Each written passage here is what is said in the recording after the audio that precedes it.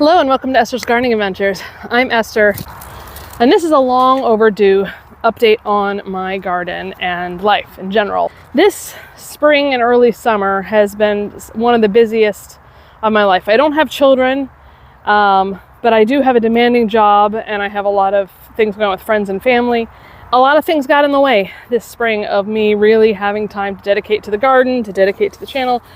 And you know, admittedly, some of that was my own doing. I did study to become a master gardener. So by the way, good news is I have officially passed the master gardener test, and now I am a master gardener intern, which basically means I have till December of 2026 to do 40 hours of work in the community, volunteering, helping people learn about gardening, answering their gardening questions. For example, one Saturday a month I go to the farmers market in our area, and we have a table. It's called the Ask a Master Gardener Plant Clinic, where you can ask any question you have about gardening, either how to start it, problems you're having with plants, anything like that. So I'm enjoying the program, but studying and those classes did take up quite a bit of time.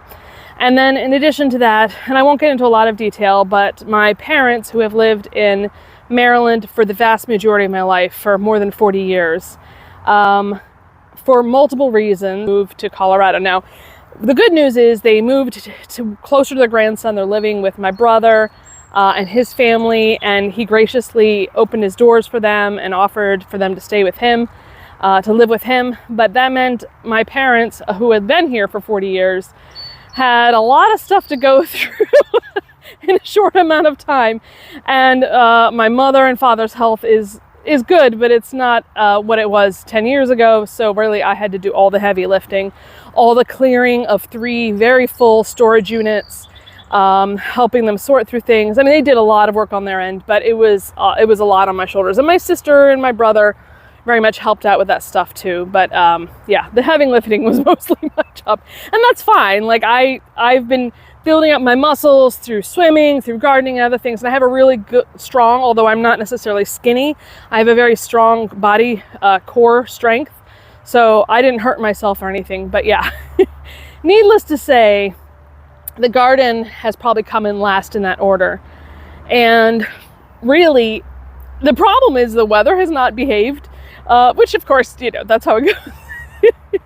And basically on the days that I did have an opportunity to come out to the garden, where I had free time, when I had done other things, it was raining. Not just drizzling, but like pouring cats and dogs. And it's really not good to work in your garden when it's pouring like that, because you can spread diseases, you can compact the earth, there's lots of reasons. And honestly, it's not super fun to garden when it's like pouring rain, and you get muddy and everything. So there was just really inconvenient timing for weather and my schedule. So that means that it's been probably close to a month since I have spent any dedicated time in the garden other than coming out to do this or that little thing. Yeah, so I've just overstretched myself this year. So the things I'm going to talk about today is I'm going to show you where I'm at in the garden and how it's doing. This will be the community garden plots. I'm not going to do the home garden today. We will visit that another day. But we're going to check out what's going on with my community garden plots.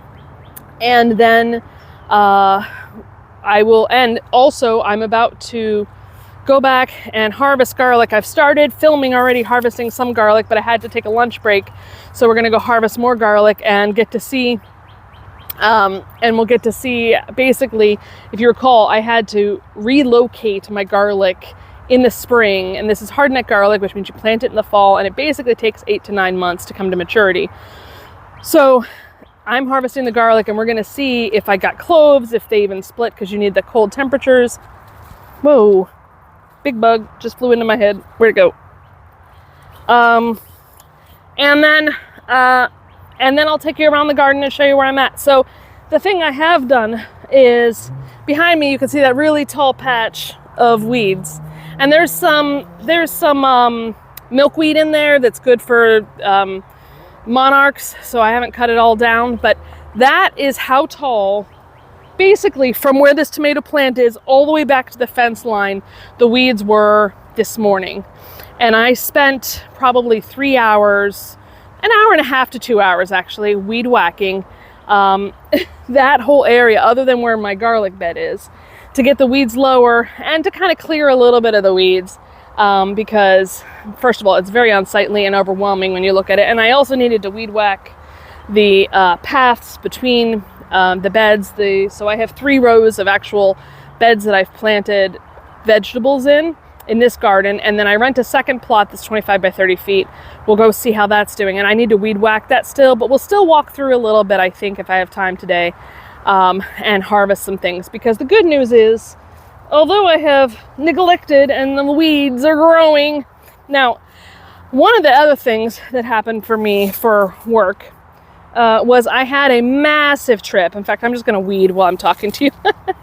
Is that I had a massive trip to Mexico, a week-long trip for work, and a couple of those days was for pleasure as well. And I got to see some really cool indigenous gardening when I was in Mexico City, which is really cool. I'll talk about that at some point. And I got to see their gardening practices, and strangely enough, a lot of the things they grow, I grow here, which is cool. I was like, I recognize that, I grow that.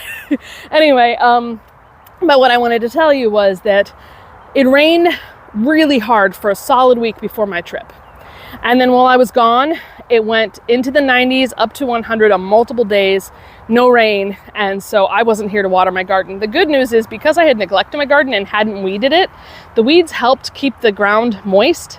Even in my raised bed plots and my community garden, most plants did fine and were not dying of thirst when I came back. I think it's because the ground was so soaked.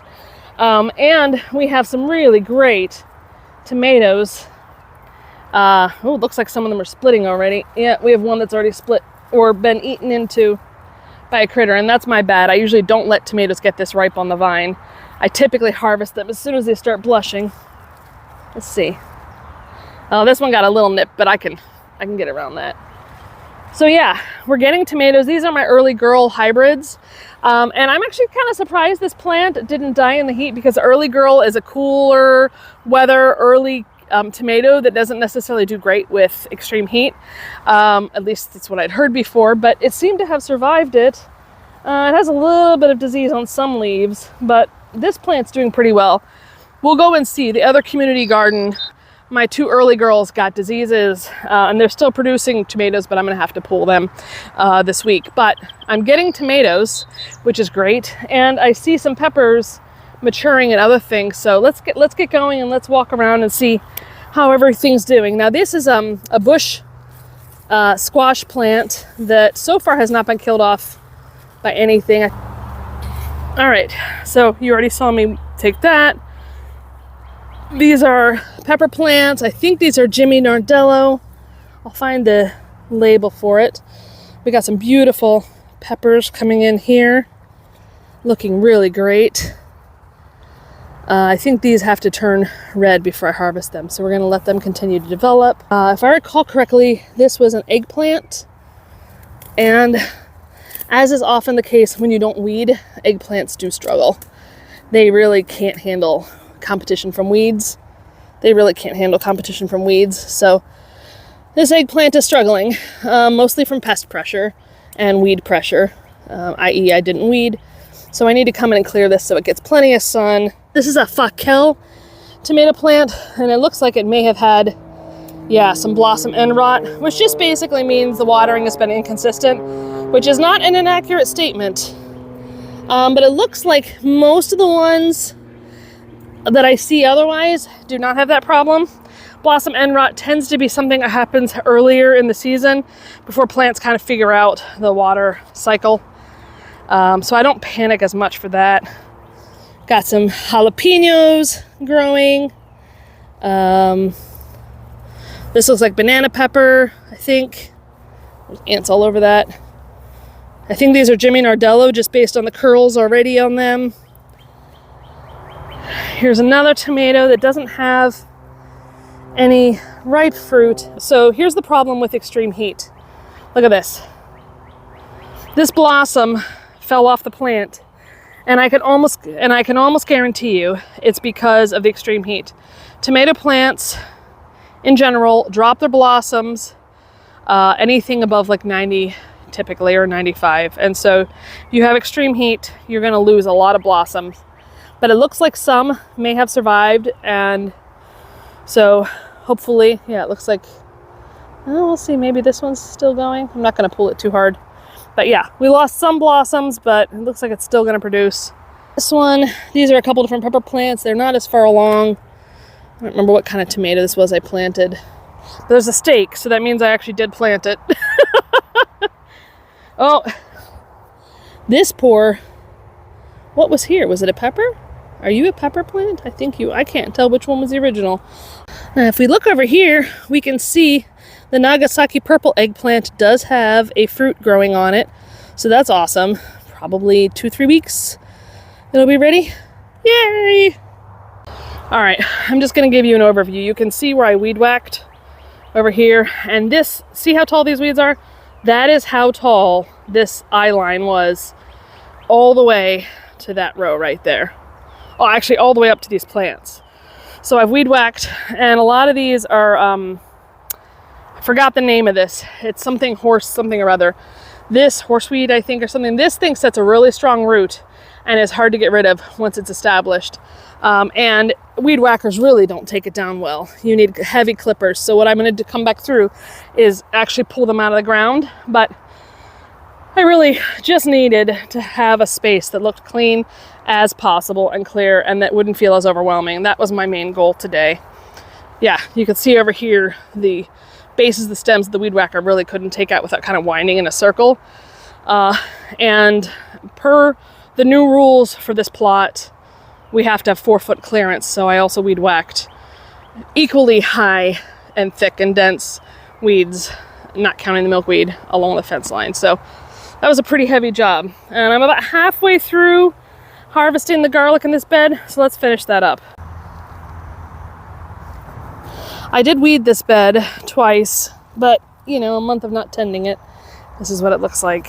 Now, I really should be getting in here and digging around the bulb before I pull it. Now these are 2 bulbs that grew together, so I expect them to be smaller. But they're not that small. They're definitely forming cloves, which is great. So I'm happy. Still got garlic this year. Let's keep going.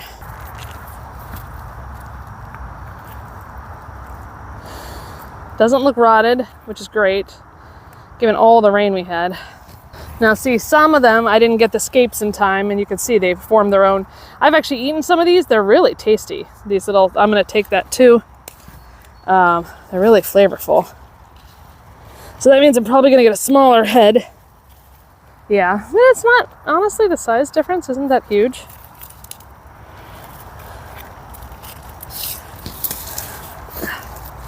I hate chokeweed so much. Have I mentioned that before? Now, since I'm going to be planting in this bed anyway, I might as well weed it while I'm at it. Oh, that one's feeling, not that big. This one does not feel like it formed separate bulbs as much. And I did bring with me a trowel after lunch to help dig up the garlic a little better, reduce the risk of it. Now see that one? So here you can see that the cloves have separated, but you can see how there's some dirt in between them. This is one that if you were going to try to dry your garlic, this is one you would want to process within a day or two, because it'll just get moldy. The skin around the clove, which normally would come up here, has broken. Dirt has gotten in here, moisture's gotten in here, and this will get moldy. It's subject to critters that love to eat the garlic, which there are some, surprisingly. Okay, let's take stock of how many garlic cloves we successfully grew this year. 1, 2, 3, 4, 5, 28, 29. So it looks like, even though I had to transplant, relocate out of when you're supposed to normally do it, all these garlic, that all of them except for one grew. So that tells you that sometimes nature will survive. Now, not all the bulbs are as big as I'd hoped, but honestly, a lot of them are bigger. A lot of them are bigger than I expected. So let's go ahead and clean it up and get it in there. But first, I'm going to clean out the... Oh, giant wolf spider. Hi, Mr. Wolf Spider. You go ahead and get out of there. You are gorgeous, and I do not want you in my basket. I do not want to take you home. You are much better served being out here. Come on. There you go. Go over there. You are gorgeous, though. Oh, you really are beautiful. Yeah, good. All right. No wolf spiders in my gloves, please. No wolf spiders and gloves. Okay. Whew. And then that just freaked me out. You ever have that happen where you're like, something is brushing up against you and you're looking at a bug and you're like, freak out? This, from where the compost bin is to here, is what my community garden second plot number 5 looks like currently. And as a reminder, again, it has been about a month since I've had time to get out here and do anything with it. The bronze fennel is doing amazing. That's a perennial that's come back on its own. And it's just doing phenomenal. Let's see if I'm pointing the right thing. Yes. And you can see some tomatoes, some flowers, bachelor's buttons, some other things growing. So let's take a look at some of them.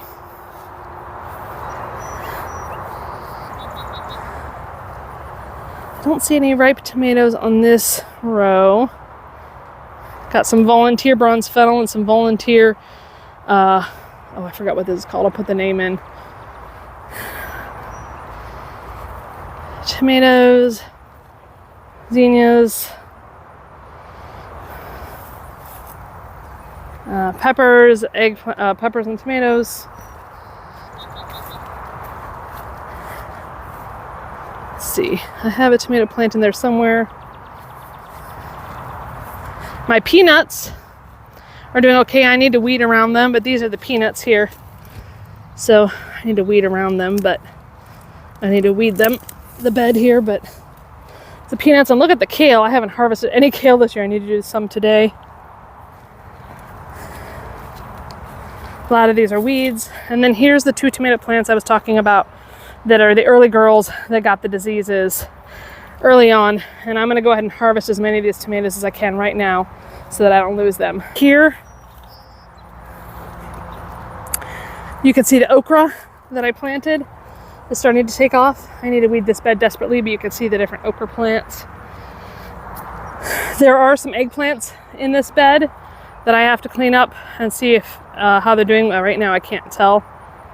And I think I might have planted eggplant here in this row as well. This whole section hasn't been planted at all. And that's probably 4 to 6 rows of the garden that haven't been planted, partly because there's poison ivy right near where that, I think it's a tree of heaven, bad plant is growing. So yeah, an honest look at how this is doing. I'll still get some crops, and I'm getting back into things, knock on wood, that nothing else big happens, that I should be able to put a little more energy into it. But I'm gonna get over there and harvest some tomatoes. All right, that's it for this video. Thank you so much for watching, and please stay tuned, as hopefully I'll be able to bring you some more content soon, including processing the garlic. I know I'll do a video on that, so watch out for that. All right, see you next time.